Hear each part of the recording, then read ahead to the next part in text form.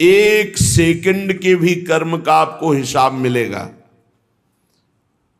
यहां जो आप कर्म कर रहे हैं वो आपको भोगने पड़ेंगे, अच्छे या बुरे।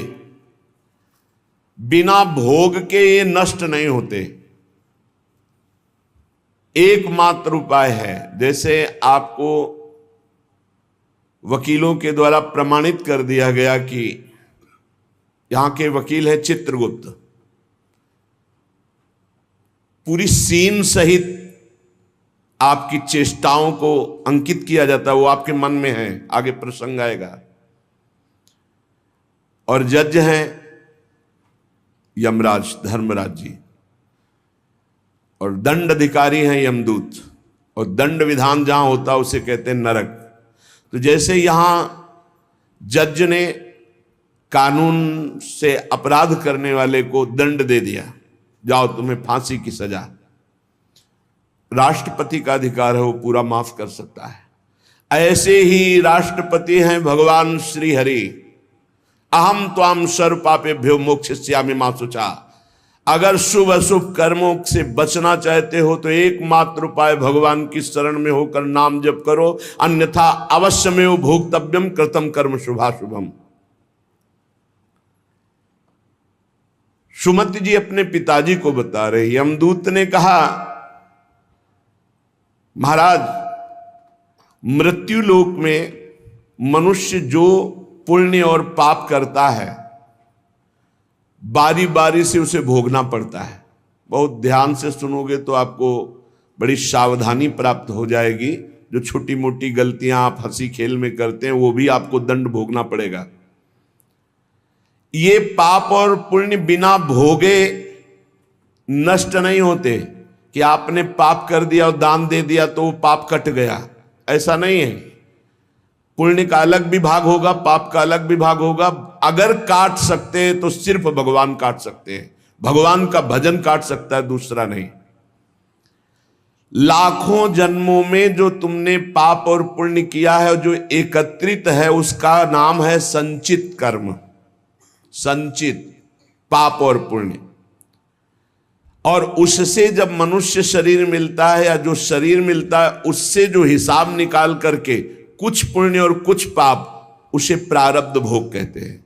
फिर यहां कर जो नवीन कर्म किया जाता है उसे क्रियमाण कहते हैं।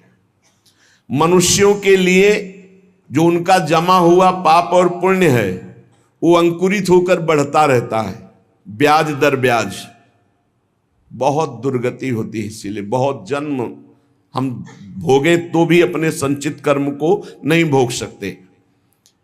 जैसे बीज मिट्टी और जल की आकांक्षा करता है तभी वो उत्तम वृक्ष रूप धारण करता है, ऐसे ही पाप और पुण्य उसे प्रेरित करके पुनः पाप करवाता है, प्रेरित करके पुण्य पुनः पुण्य करवाता है। अगर पाप कर्म में रहती है तो पाप पर पाप, पाप पर पाप, और ये एकत्रित होकर वृक्ष रूप होकर समय स्थान वो निश्चित करेगा। पाप तुम्हें कहां दंड देना है, समय स्थान। बुरी दशा आने के पहले बुद्धि बदली जाती है, उसकी बुद्धि बदल दी गई। आप ना आवे आप पर ताई तहां ले जाए, वो वहीं ले जाएगा, उसी स्थान पर मारा जाएगा, उसी स्थान पर जो दंड उसे मिलना मिलेगा। जैसे आपने छोटा पाप किया तो आपके चलते समय पैर में कांटा चुभेगा और दुख होगा। कांटा निकाला गया, थोड़ी दिन वहां दर्द रहा, खत्म हो गया, आपका पाप क्षय हो गया। छोटा पाप कोई, आगे बताया जाएगा कौन कौन से पाप से कैसे कैसे दंड मिलते हैं। अब अगर आपसे थोड़ा बड़ा पाप बना है तो वही पैर में लोहे की कील बनकर चुभेगा, कांटे की जगह लोहे की कील, अधिक दुख होगा। और बड़ा पाप बना है तो खजूर का कांटा, बड़ा कील, ऐसे आपके पैर में चुभ। बिना पाप कर्म के कहीं भी किसी को कोई भी दुख नहीं हो सकता। सिर में दर्द होना, आजीवन पूरे जीवन सिर का रोग हो गया कि वो दर्द ही होगा 2-4 दिन में, 10 दिन में, पाप का कारण। अपथ्य भोजन, सर्दी सहन न होना, गर्मी सहन न होना, हर समय हृदय जलते रहना, पाप का लक्षण। भिन्न भिन्न पाप भिन्न भिन्न प्रकार के दुख देते हैं दीर्घ काल तक। शस्त्र और अग्नि आदि का भय ये पाप के कारण होता है। अनेक जन्मों के संचित पाप, कोई इसी जन्म के केवल नहीं है, वो केवल मंडराते रहते हैं आकाश में दंड देने के लिए, समय इंतजार करते हैं। जैसे नरक में पड़े हुए जीव तुम देख रहे हो, घोर पाप का फल भोग रहे, केवल दिखाया गया था नरक। जानते हो किस बात से? कल याद होगा, सुमति जी ने पानी पीने जाने वाली गौओं को वैश्य कुल में 7वें जन्म में जन्मे जब थे, तो उन्होंने उनको नहीं पीने दिया। इसके अपराध से उनको नरक दिखाया गया था। तो वो यमदूतों से प्रश्न करते जाते हैं और उनका उत्तर यमदूत देते जाते हैं। ये जो तुम देख रहे हो तड़पते हुए जीवों को नरक में, महापापी लोग हैं, अपने पाप का फल भोग रहे हैं। जब कोई पुण्यात्मा होता है तो स्वर्गलोक में जाता है, देवताओं के साथ रहता है, गंधर्व उसका गुणगान करते हैं, अप्सराओं का नाना प्रकार से सुख उठाते हैं। और जब पुण्य भोग क्षीण हो जाता है तो फिर यहां आकर के मनुष्य लोक में अपने कर्मानुसार जन्म लेते हैं। राजन, ये जो तुमने पूछा कि किस किस पाप से पापियों को कौन कौन सा नरक में दंड मिलता है, वो मैं बतला रहा हूं। जो नीच मनुष्य कामना और लोभ के वशीभूत होकर दूषित दृष्टि से हर स्त्री को भोग भाव से देखता है, जिसको देखता है बस काम भाव से देखता है। बोले जो दुष्ट दूषित भाव से माताओं बहनों को भोग दृष्टि से देखता है, तो यहां बड़ी बड़ी चोंच वाले वज्र के समान जिनकी चोंच ऐसे गिद्ध बार बार हजारों वर्ष उनकी आंखों को नोचते और खाते रहते हैं। वो आंखें बार बार होती रहती हैं, बार बार निकालते, यही वहां है कि मरना नहीं है। उनकी दोनों आंखों को वज्र तुल्य नरक के पंछी बार बार निकालते हैं और खाते हैं, और उनके पुनः नए नए नेत्र उत्पन्न हो जाते हैं। इस पापी को पलक झपकने तक के लिए विश्राम नहीं मिलता, निमिष तक के लिए कि थोड़ा चैन मिल जाए, महान दुख होता रहता है। हजारों वर्ष तक उसको इस नेत्र दर्द पीड़ा भोगनी पड़ती है। और फिर जब मृत्युलोक में जन्मता है तो नेत्र रोगी पैदा होता है। वो यहां पैदा होगा नेत्र रोगी, या नेत्र ही नहीं है या नेत्रों में दिखाई नहीं दे रहा, कई तरह के व्यवधान, जिन्होंने नेत्रों का दुरुपयोग किया। अब जिन लोगों ने, जिनको तुम देख रहे हो इनकी जबान काटी जाती, बार बार जबान नोची जाती है, ये वही लोग हैं जो शास्त्र का गलत उपदेश किए हैं, गलत अर्थ किए हैं, अपनी वासना की पूर्ति के लिए शास्त्र का गलत प्रयोग किए हैं, जो किसी को गलत सलाह दी है तो इनकी जबान बार बार छोटे छोटे हिस्से में तलवार से काटी जाती है। शास्त्र का उल्टा अर्थ बताया, उसकी जबान को वहां हजारों वर्ष काटा जाता है। खिलवाड़ नहीं, प्रश्न उत्तर कर देना। अगर आपका उत्तर गलत है तो आप नरक जाएंगे। प्रश्न करता तो आप पर श्रद्धा करके पूछ रहा है, और आपने मनमानी उत्तर दे दिया और वैसा आचरण कर दिया तो उसको पाप नहीं लगेगा, पाप आपको लगेगा क्योंकि आपने आदेश किया है, और आपकी दुर्गति हो जाएगी। इसीलिए अनाधिकारी को जब जनक जी महाराज विदेह राज ने पूछा, निमि जी ने नवयोगेश्वरों से कि मैंने यही प्रश्न कर्म के विषय में सनकादि से पूछा था, वो मौन थे, कोई उत्तर नहीं दिया, क्यों? तो बोले उस समय आपका ज्ञान जागृत नहीं हुआ था, आप उस समय अनाधिकारी थे, कर्म का बड़ा सूक्ष्म विषय होता है, इसीलिए वो मौन थे। ऐसा नहीं कि हर प्रश्न का उत्तर फटाक से दे दे, और वो गलत है अगर उत्तर तो शास्त्र सम्मत नहीं है तो उत्तर देने वाले को नरक का दंड मिलेगा, उसकी जबान हजारों वर्ष वहां काटी जाएगी। जो शास्त्र का गलत अर्थ करता है, जो शास्त्र को अपनी वासना पूर्ति के लिए घुमा करके बोलता है, जो किसी को बुरी सलाह देता है, उसकी जबान यहां काटी जाती, जो देख रहे हो। और हे सुमति जी, जो वेद की निंदा करते हैं, देवताओं की निंदा करते हैं, संतों की निंदा करते हैं, वैष्णव की निंदा करते हैं, गुरु की निंदा करते हैं, गुरु पर दोष दृष्टि करते हैं, गुरु को वक्र दृष्टि से देखते हैं, क्रोध दृष्टि से, उन सब को यहां भयंकर वज्र तुल्य वाले जिनकी चोंच है, ऐसे पक्षी गिरा गिरा करके उनके अंगों को नोचते हैं, जबान, आंख और उनके शरीर के अंगों को। जितने निमेष तक उनके द्वारा ये जिह्वा जनित पाप हुआ है, उतने 1000 वर्ष तक उनको पक्षी नोचते हैं। जो नराधम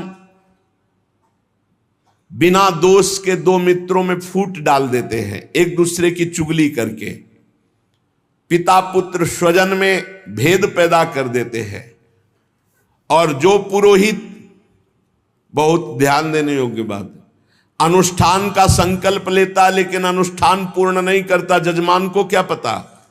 जो पुरोहित जजमान से नियत संख्या ले ली धन और अनुष्ठान पूरा नहीं किया, या जो अपनी माता और पिता का अपमान किया, जो अपनी शरणागत, अपने अर्धांग विराजमान पाणिक ग्रहण की हुई पत्नी का विविध प्रकार से अपमान और शोषण किया, वो यहां आरे से चीरे जाते हैं 1000 वर्ष तक। दिखाया, देखो ये बीच आरे से आराम आराम से एक एक अंग चीरे जाते हैं।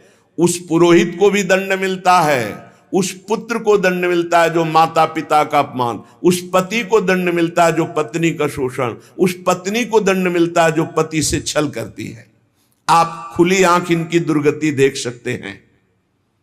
जो दूसरों को कष्ट देने का स्वभाव बना लिया है, बातचीत चेष्टा से कष्ट ही देना है, जो दूसरों की प्रसन्नता में जलते हैं, जो दूसरों की घरों में, सोए हुए घरों में आग लगा देते हैं या फसलों में आग लगा देते हैं और उनको प्राणांतक कष्ट देते हैं, उन अधम पापियों को यहां जलती हुई आग में जलाया जाता है। तुम देख लो, तपती हुई बालू डालकर उनको भूना जाता है और यहां आग में उन्हें जलाया जाता है।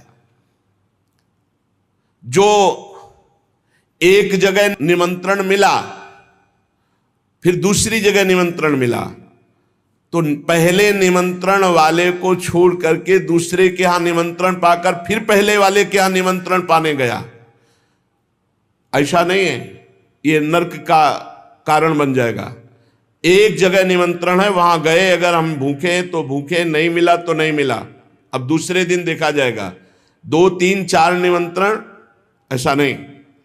जो ब्रह्मर्षि किसी देव कार्य के लिए, पितृ कार्य के लिए यजमान के द्वारा निमंत्रित किया गया और वो दूसरी जगह भोजन कर लिया, दूसरे निमंत्रण को स्वीकार करके फिर उसके यहां भोजन करने गया, तो उसको यहां नरक में 2 टुकड़े करने वाला दंड मिलता, बार बार उसके 2 टुकड़े। ये बार बार बहुत जगह भंडारा, बहुत जगह निमंत्रण, ये ऐसा नहीं है। सिद्धांत है, तुम भूखे हो तो एक जगह चले जाओ और अपना पेट भरो, भजन करो। ये नहीं कि 5 जगह चले गए तो खूब दक्षिणा 5 जगह की मिली तो सुन लो। ये तस्मा शास्त्रम प्रमाणम, ये शास्त्र है, मनमानी नहीं। पहले ऐसा कभी ब्रह्म ऋषि जन नहीं करते थे। 5 घरों में भिक्षा मांग लो, या निमंत्रण है तो एक जगह जाके पेट भर लो जो रूखा सूखा मिले। ये 14 जगह भंडारा, 14 जगह निमंत्रण, तो उसकी व्यवस्था है। ये नरकगामी बना देगा, बुद्धि भ्रष्ट हो जाएगी। जो सदैव कड़वी बातें बोलकर लोगों के दिल पर चोट पहुंचाते रहते हैं, कुछ लोगों का ऐसा स्वभाव होता है, जब बोलेंगे तो हृदय की पीड़ा प्रकट हो ही जाए, ऐसा उनका है। ऐसे हैं वो, ऐसे बोलते हैं कि अत्यंत पीड़ा दे। ऐसा करने वालों को यहां के पक्षी टूट पड़ते नरक में लाते हैं, नोच नोच करके उनको खाते हैं। जो यहां किसी की चुगली करता है, उसकी जिह्वा तेज छुरे से बार बार ऐसे चीरी जाती है, फिर पूरी हो जाती है, फिर चीरी जाती है। जिन्होंने उद्दंडतावश अपने पूज्य जनों का अनादर किया, उनको मारा, पीटा, गुरुजनों को, अपने गुरु को, माता को, पिता को, बाबा को, पितामह को, ये पूज्य जन है, ये गुरु के समान पूज्य है।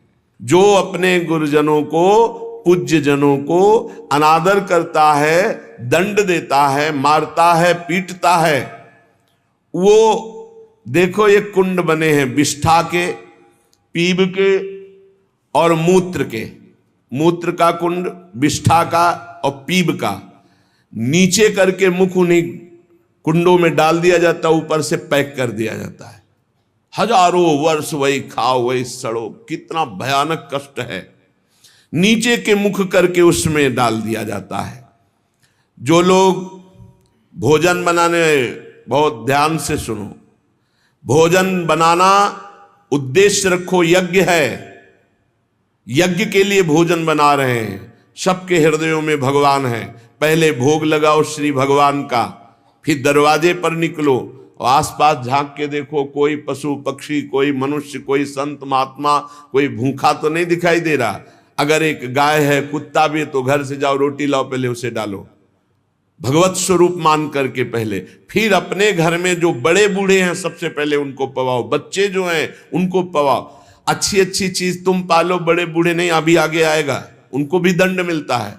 तो जो रसोई बनाए तो उसे भाग लगाना चाहिए, देवता का भाग, अतिथि का भाग, कौवे का भाग, गाय का भाग, और अपने जो पूर्व के बुजुर्ग जन हैं पहले उनकी सेवा।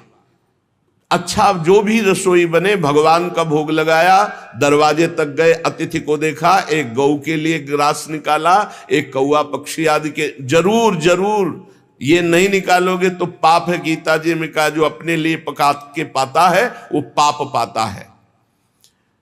तो जो अभ्यागत, अपने बुजुर्ग और अतिथि, अब कोई साधु महात्मा आया, माना कोई भी हो, वो दरवाजे में पुकारा, राधे श्याम, आप छुप नहीं सकते, आपको निकलना पड़ेगा। हाँ, राधे राधे, क्या चाहिए, क्या सेवा करूं आपकी? आप जल पिएंगे, आप भोजन पाएंगे? नहीं, मुझे पैसा चाहिए। वो नहीं दे सकता, खत्म खेल, आपका आदर हो गया। आप मृदु वचन में इतना तो बोल सकते हैं, राधे श्याम, आप इतना बोल सकते हैं, आप जल पिएंगे, आप रोटी पाएंगे, भोजन प्रसाद पाएंगे। नहीं, मुझे रुपया चाहिए। नहीं, मेरी श्रद्धा नहीं, मैं नहीं दे सकता, सामर्थ्य नहीं है, श्रद्धा नहीं है, कुछ भी आप कह दो उस पर चलेगा, पर आपको निकलना चाहिए। यदि आप छुपे रहे हो, आपके कान में आवाज आई, आपके दरवाजे से भिक्षुक वापस जा रहा, तो आपके सुकृत नष्ट हो जाएंगे और आपको पाप लगेगा। ये धर्म है, अतिथि देवो भव। देना ना देना वो आपके ऊपर की बात है, लेकिन मृदु वचन, जल और भोजन, ये तीन तो प्राय सब, नहीं कुछ है एक फल दे दे। अगर वो कहता मुझे भूख लगी है, तो आप वहीं गेट के बाहर बैठिए, परिचय नहीं है इसलिए, घर में जो सदस्य पुरुष वर्ग का, उससे 2 रोटी भेज दीजिए। जो दुष्ट आए हुए अतिथि का अपमान कर देता है, अतिथि देवो भव, बड़ी महिमा है गृहस्थ धर्म में अतिथि सेवा, साधु सेवा की, उसे यहां पीब चाट चाट के पवाई जाती है नरक में। उनका बुरा हाल होता है, बहुत सावधानी। इसीलिए धर्मात्मा पुरुष एक एक कार्य को बहुत धर्मपूर्वक, जो यहां दूसरे के भाग का अपहरण कर लेते हैं,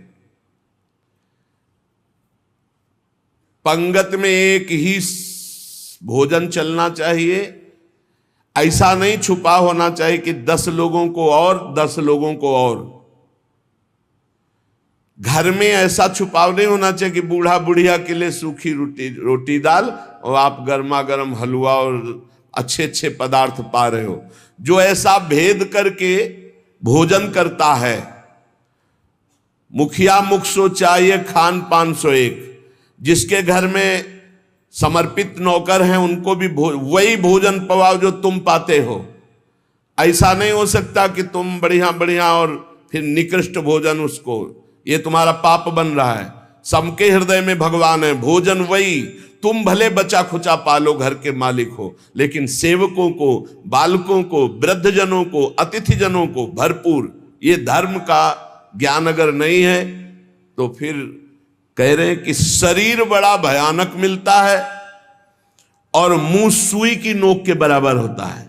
अब वो इतना भूख से व्याकुल होता है, पर उसको खाने को क्या मिलेगा?